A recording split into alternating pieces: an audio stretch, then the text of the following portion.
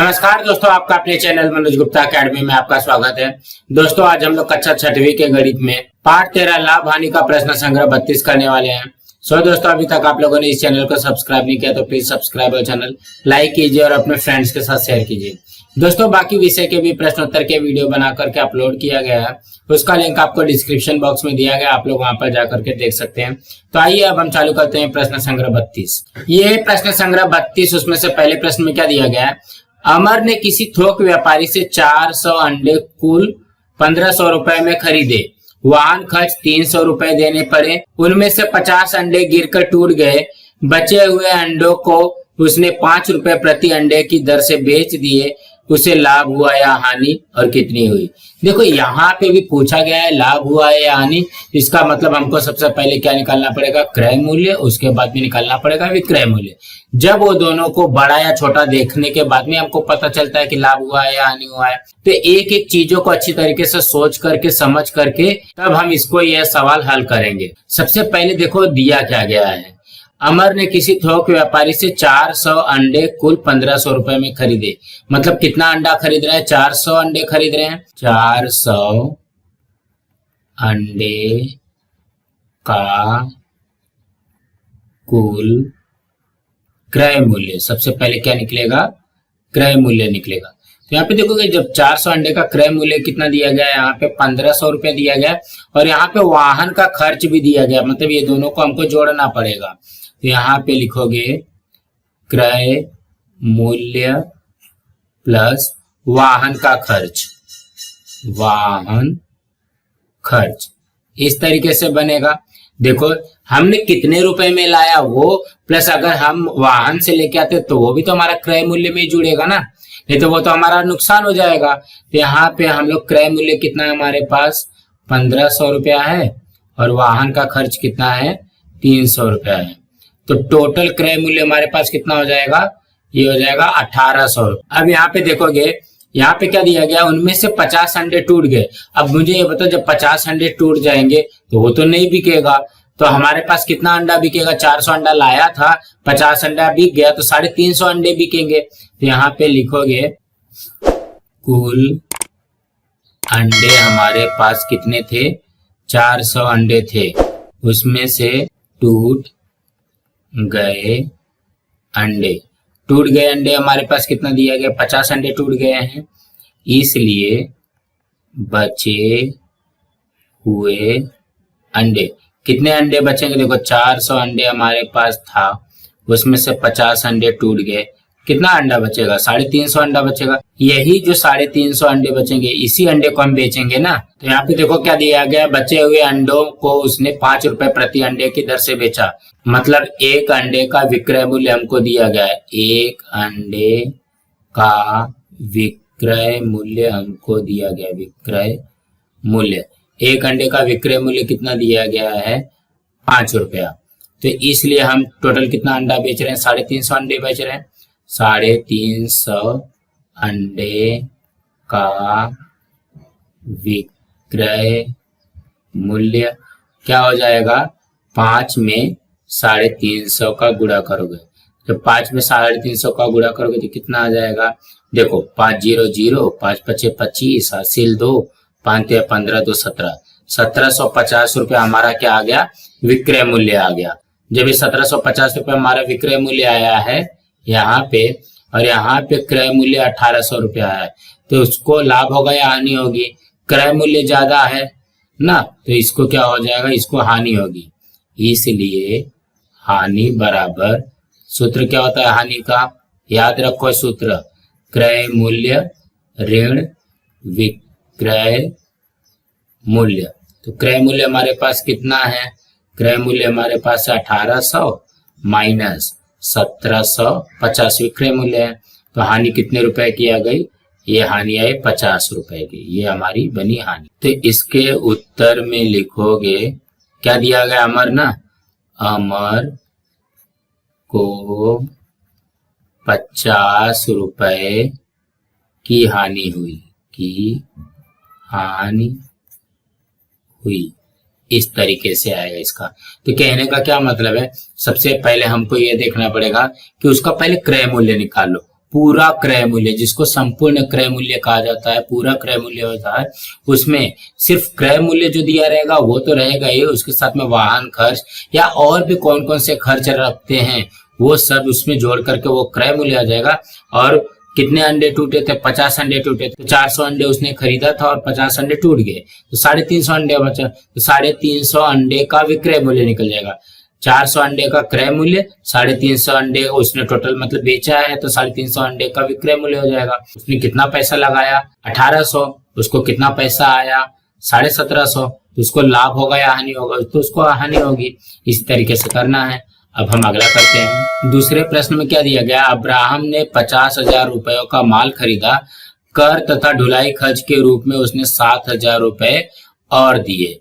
देखो यहाँ पे ये तो खरीदा है तो ये क्रय मूल्य हो गया, लेकिन यहाँ पे उसका एक्स्ट्रा खर्चा भी हुआ है ना, तो ये हम क्रय मूल्य में जोड़ देंगे।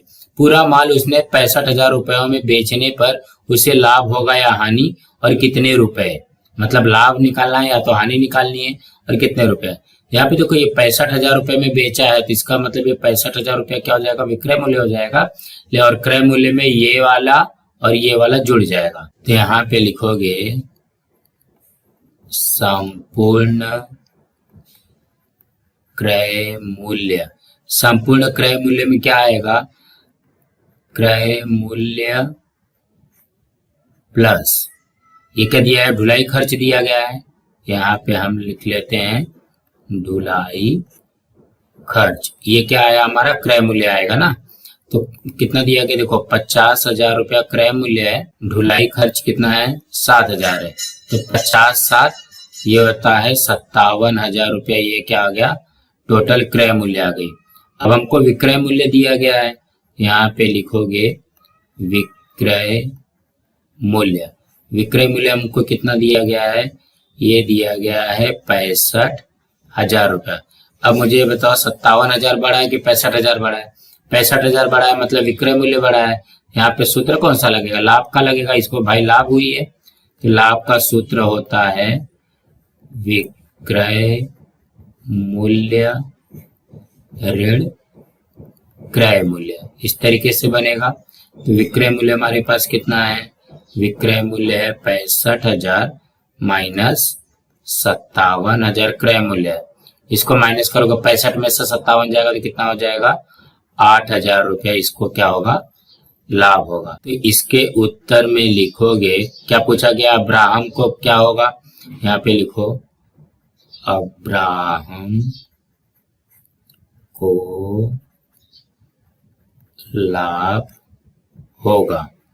और कितना लाभ होगा भाई, 8,000 लाभ हुआ है, यहाँ पे लिखोगे लाभ की रकम 8,000 रुपया है। कुछ इस तरीके से बनेगा।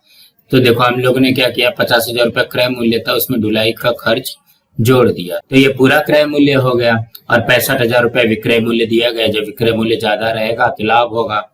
अब हम अगला प्रश्न करते हैं। तीसरे प्रश्न में क्या दिया गया, अजीत कौर ने 50 किलोग्राम वजन वाली शक्कर की एक बोरी 1750 रुपए में खरीदी। पूरी शक्कर उसने 32 रुपए प्रति किलोग्राम की दर से बेच दी। तो यहाँ पे देखो खरीदी दिया गया है, तो मतलब ये इससे हमारा क्या निकलेगा, क्रय मूल्य निकलेगा। और यहाँ पे विक्रय मूल्य के लिए दिया गया 32 रुपए प्रति किलोग्राम की दर से, मतलब 1 किलो का विक्रय मूल्य दिया गया है। तो हमारे पास शक्कर कितना है, 50 किलो है, तो हम 50 किलो ही बेचेंगे। तो 1 किलो का विक्रय मूल्य दिया गया है, तो हमको 50 किलो का विक्रय मूल्य पहले निकालना पड़ेगा। तो यहाँ पे लिखोगे 50 किलोग्राम शक्कर का क्रय मूल्य कितना दिया गया, देखो 1750 रुपया 50 किलोग्राम का ना। लेकिन यहाँ पे क्या बोला गया, 32 रुपए प्रति किलोग्राम की दर से बेच दिया। तो यहाँ पे लिखोगे 1 किलोग्राम शक्कर का विक्रय मूल्य, 1 किलो शक्कर का विक्रय मूल्य कितना दिया गया है, 32 रुपया। तो जब हम 50 किलोग्राम शक्कर खरीदेंगे तो 50 किलोग्राम शक्कर बेचेंगे। 50 किलोग्राम शक्कर का विक्रय मूल्य। तो देखो 1 किलो का 32 रुपए है, तो 50 किलोग्राम का कितना हो जाएगा, इसमें गुणा कर दोगे तो ये 0 आ गया। अब 5 का पारा पड़ा, 5 दूनी 10, हासिल 1, 5 15, 1 16, 1600 रुपया आ जाएगा। अब मुझे बताओ, देखो विक्रय मूल्य 1600 रुपया है, क्रय मूल्य 1750 रुपया है, ज्यादा क्या है, क्रय मूल्य है, तो लाभ होगा या हानि होगी, तो इसको हानि होगी। हानि का फॉर्मूला क्या होता है, हानि होगा क्रय मूल्य माइनस विक्रय मूल्य। तो क्रय मूल्य कितना दिया गया है हमारे पास, ये दिया है 1750 माइनस विक्रय मूल्य कितना है 1600। तो हानि कितने रुपए की हो जाएगी, 150 रुपए की होगी। देखो 1750 में 1600 घटाएंगे तो 150 रुपया होगा। तो इसके उत्तर में लिखोगे, क्या दिया है, अजीत कौर ना, अजीत कौर को रुपया 150 की हानि होगी, यही पूछा है देखो प्रश्न में। उसे कितने रुपए का लाभ या हानि होगा। यहाँ पे देखो 50 किलोग्राम शक्कर का क्रय मूल्य 1750 दिया गया है और 1 किलोग्राम शक्कर का विक्रय मूल्य दिया गया था 32 रुपया। तो हम लोग पहले 50 किलोग्राम का निकाल लेंगे, विक्रय मूल्य कितना आ गया 1600 रुपया। जब यहाँ पे क्रय मूल्य 1750 है और विक्रय मूल्य 1600 है, तो क्रय मूल्य ज्यादा है तो हानि का फॉर्मूला लगेगा, हानि बराबर क्रय मूल्य माइनस विक्रय मूल्य, तो हमारा हानि निकल जाएगा। अब हम अगला प्रश्न करते हैं। चौथे प्रश्न में क्या दिया गया है, कुसुम जी ने 700 रुपए प्रति कुकर की दर से 80 कुकर खरीदे, दुकान तक लाने के लिए उन्होंने 1280 रुपए माल ढुलाई दी। मतलब ये पूरा का पूरा क्या आ जाएगा, क्रय मूल्य में आ जाएगा। प्रत्येक कुकर कितने रुपए में बेचने पर उन्हें 18,000 रुपए लाभ होगा। मतलब यहाँ पे ये पूछा गया, विक्रय मूल्य नहीं दिया गया है, पहले आपको विक्रय मूल्य निकालना पड़ेगा। आपको दिया क्या गया, क्रय मूल्य दिया गया, लाभ दिया गया है, आपको विक्रय मूल्य पहले निकालना पड़ेगा, उसके बाद में आपको पता चलेगा कि हाँ भाई ये इसको कितने रुपए में हम बेच रहे हैं या कुसुम जी बेच रही हैं। तो यहाँ पे देखो सबसे पहले हम लोग इसका क्रय मूल्य ढूंढते हैं। कुसुम जी ने 700 रुपए प्रति कुकर की दर से 80 कुकर खरीदे। मतलब यहाँ पे जो ये 700 रुपया है ये क्या है, एक कुकर का क्रय मूल्य है। तो हम लोग एक एक करके लिखते हैं, एक कुकर का क्रय मूल्य कितना दिया गया है 700 रुपया, तो ये आ जाएगा 700 रुपया। लेकिन कितना कुकर खरीदा गया है, 80 कुकर, यहाँ पे लिखोगे 80 कुकर का क्रय मूल्य। देखो एक कुकर का क्रय मूल्य अगर 700 रुपया है तो 80 कुकर का कितना हो जाएगा, तो इसमें 80 का गुणा करेंगे। देखो 2 जीरो इस साइड है, 1 जीरो इधर है, तो ये हो जाएगा और 8 सत्ते 56, तो ये टोटल कितना हो गया 56,000 रुपया ये आ गया क्या, 80 कुकर का क्रय मूल्य। लेकिन यहाँ पे देखोगे 1280 रुपया माल ढुलाई भी दिया गया है। 80 कुकर का संपूर्ण क्रय मूल्य बराबर क्रय मूल्य प्लस माल ढुलाई, माल ढुलाई, इस तरीके से बनेगा।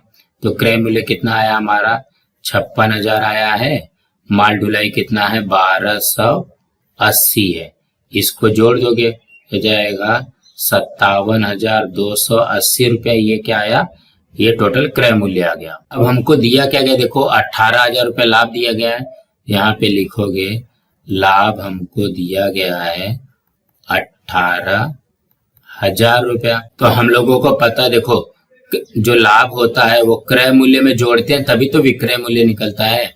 यहाँ पे लिखोगे इसलिए 80 कुकर का विक्रय मूल्य, विक्रय मूल्य निकालना ना, 80 कुकर का विक्रय मूल्य कितना हो जाएगा, क्रय मूल्य में लाभ जोड़ दोगे, यहाँ पे लिखोगे क्रय मूल्य प्लस लाभ।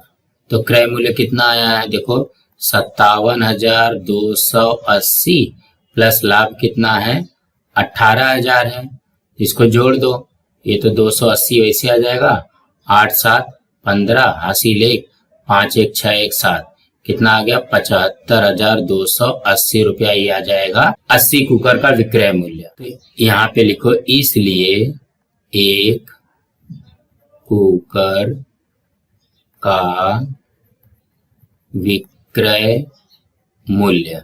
अब यहाँ पे देखो, जब 80 कुकर का विक्रय मूल्य 75,280 रुपया है, तो एक कुकर का विक्रय मूल्य क्या होगा, उसमें भाग दे दोगे 80 का। देखो 80 कुकर का विक्रय मूल्य 75,280 रुपया है, तो एक कुकर का मूल्य क्या हो जाएगा, 80 से भाग दोगे। तो जब 80 से भाग दोगे तो इसको इस तरीके से लिख लो, 75,280 बटे में ये 80 हो जाएगा। तो ये एक जीरो से कट जाएगा।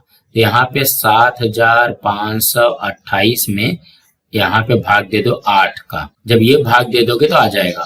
तो ये हो जाएगा 8 9 72, ये आया यहाँ पे 3 2, 8 चौक, यहाँ पे आ जाएगा 8 चौक 32, ये घटा दिए तो ये 0 0 आ गया, ये आ गया 8, ये आ गया 1, 8 1 कम 8, ये आ गया 0। तो इसका मतलब ये इससे ये कटने पे कितना आता है 941। तो ये जो आएगा यही तो हमारा आ जाएगा ना 941 रुपया। क्या देखो, एक कुकर का विक्रय मूल्य कितना आ गया 941 रुपया।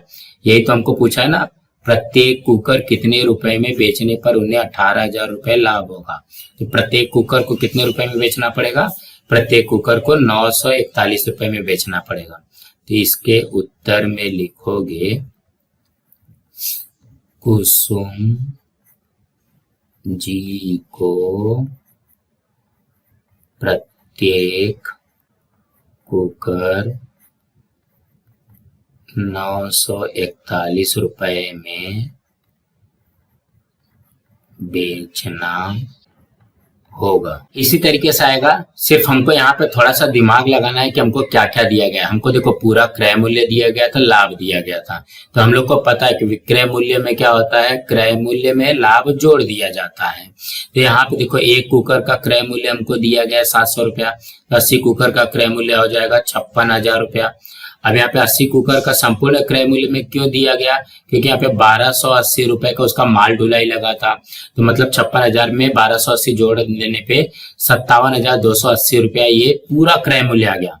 और लाभ हमको दिया गया 18,000 रुपया। तो जब ये लाभ दिया रहेगा तो लाभ और क्रय मूल्य को जोड़ेंगे तब 80 कुकर का विक्रय मूल्य आ जाएगा। जब 80 कुकर का विक्रय मूल्य 75,280 आ गया जोड़ने पे, तो एक कुकर का निकालने के लिए क्या करोगे, एक कुकर का विक्रय मूल्य हो जाएगा 75,280 में 80 का भाग देने पे। तो 75,280 को 80 में भाग देने पे 941 रुपए आता है। तो हम लोग ये जो यहाँ पे भाग था वो हम लोगों को इसमें नहीं करना है, रफ में करना है। और इसके उत्तर में आ जाएगा, कुसुम जी को प्रत्येक कुकर 941 रुपए में बेचना होगा, तभी उसको जाकर के 18,000 रुपया लाभ मिलेगा।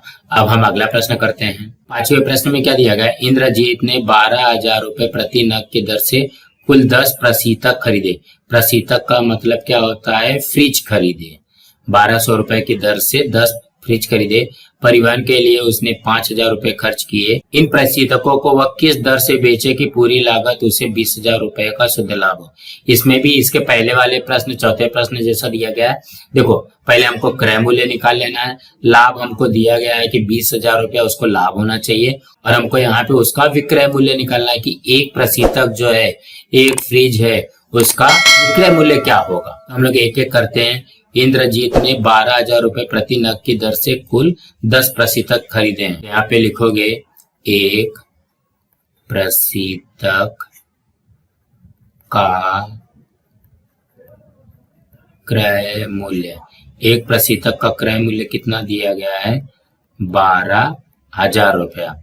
इसलिए टोटल कितना प्रशीतक खरीद रहा है, 10 फ्रिज खरीद रहा है।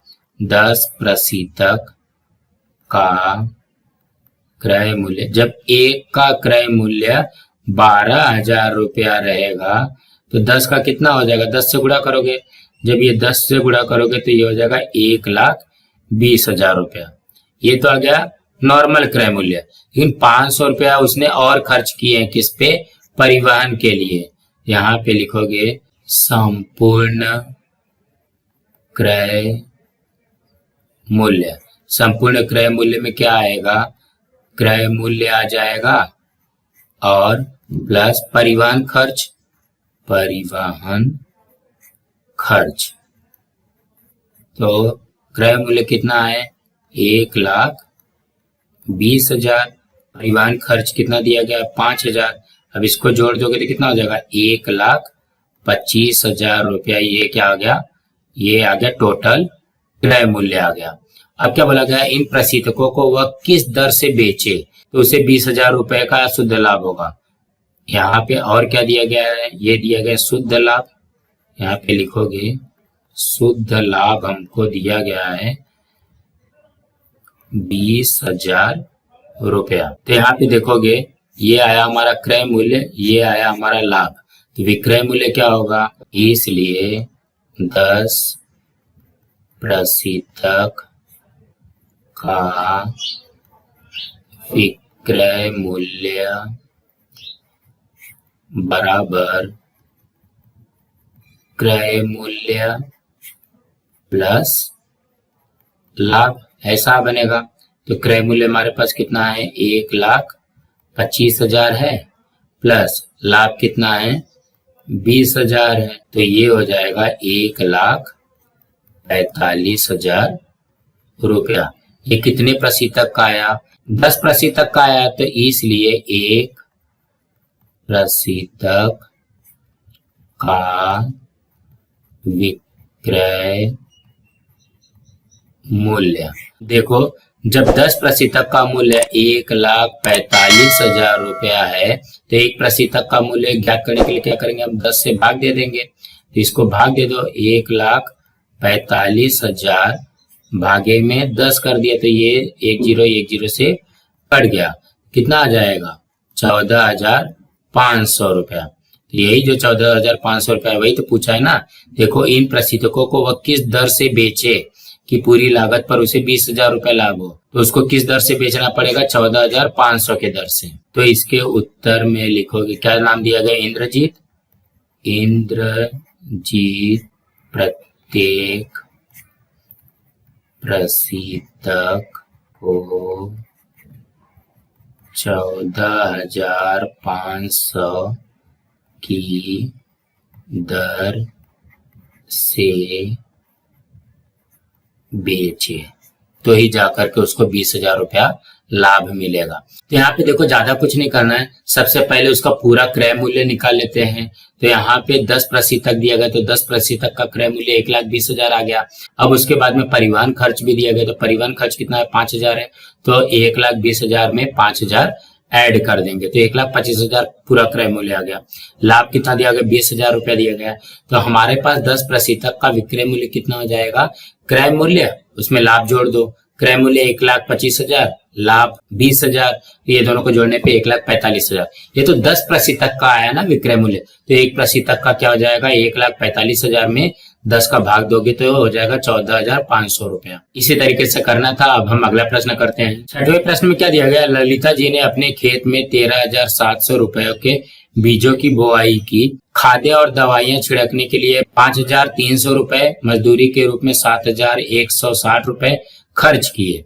मतलब ये देखो खर्च किया है, इतना पूरा अमाउंट खर्च किया है। तो ये जो अमाउंट होगा, ये जो कीमत होगी वो क्या हो जाएगी, ये सब क्रय मूल्य में आ जाएगा। और खेत में उत्पन्न पूरा अनाज बेचने पर 35,400 रुपए मिले। ये जो 35,400 रहेगा ये क्या हो जाएगा, विक्रय मूल्य हो जाएगा। इस कार्य में उन्हें कितना लाभ या हानि हुई है। तो यहाँ पे देखो सबसे पहले संपूर्ण क्रय मूल्य निकालते हैं। यहाँ पे लिखोगे संपूर्ण क्रय मूल्य। संपूर्ण क्रय मूल्य में क्या आएगा, देखो बोआई की, यहाँ पे लिखोगे बोआई खर्च प्लस यहाँ पे अन्य खर्च लिख दो, अन्य खर्च। अन्य खर्च में क्या क्या है, देखो खाद, दवाई, मजदूरी, ये सब अन्य खर्च में आ जाएगा। तो बोआई के लिए कितना खर्चा किया है, 13,700 रुपया। अन्य खर्च में क्या क्या आएगा, देखो 5,300 आ जाएगा प्लस 7,160 रुपया आ जाएगा। अब इसको तीनों को जोड़ दो तो हो जाएगा 13,700, 5,300 और 7,160 रुपया। तो ये हो जाएगा 0, यहाँ पे आया 6, 7 3 10 1 11 हासिल 1, 3 1 4 5 9 7 16 हासिल 1, ये हो जाएगा 26,160 रुपया। तो संपूर्ण क्रय मूल्य कितना आ रहा है? 26,160 रुपया। अब क्या बोला गया है? विक्रय मूल्य बोला गया है। तो विक्रय मूल्य दिया गया, कितने रुपए में बेचा है? विक्रय मूल्य है, कितने रुपए में बेच रहा है? 35,400 रुपए में। विक्रय मूल्य 35,400 है और क्रय मूल्य 26,160 है। तो कौन सा ज्यादा है? विक्रय मूल्य ज्यादा है। जब विक्रय मूल्य ज्यादा रहेगा तो कौन सा फॉर्मूला लगेगा? लाभ का फॉर्मूला लगेगा। तो लाभ बराबर विक्रय मूल्य ऋण क्रय मूल्य, इस तरीके से बनेगा। क्रय मूल्य, विक्रय मूल्य कितना दिया गया? 35,400 माइनस क्रय मूल्य दिया गया 26,160। अब इसको घटा दो तो 35,400 में 26,160 घटाने पे कितना आएगा? देखो 0 में से 0 गया 0, 0 में से 6 नहीं जाता तो इससे 1 हासिल लेगा तो 10 हो जाएगा। 10 में से 6 गया 4, यहाँ पे बचा 3, 3 में से 1 गया 2, फिर यहाँ पे 5, 5 में से 6 नहीं जाएगा तो 1 हासिल लेगा। यहाँ पे हो जाएगा 15, 15 में से 6 गया 9 और ये हो जाएगा 2, 2 में से 2 गया 0। मतलब कितना आया? 9,240 रुपया। तो इसको लाभ कितना मिला? 9,240 रुपए। तो इसके उत्तर में लिखोगे, नाम क्या दिया है? ललिता जी। ललिता जी को 9,240 रुपए का लाभ हुआ। तो इसमें क्या करना है? देखो सबसे पहले क्रय मूल्य में क्या लिखना है? 13,700 रुपए बुआई का खर्च, उसके साथ साथ में 5,300 और 7,160 ये दोनों क्रय मूल्य में आ जाएगा। और कितने रुपए में बेचा है? 35,400 रुपए में बेचा है। तो भाई देखो, जब विक्रय मूल्य ज्यादा रहेगा और क्रय मूल्य कम रहेगा तो लाभ का फॉर्मूला लगेगा।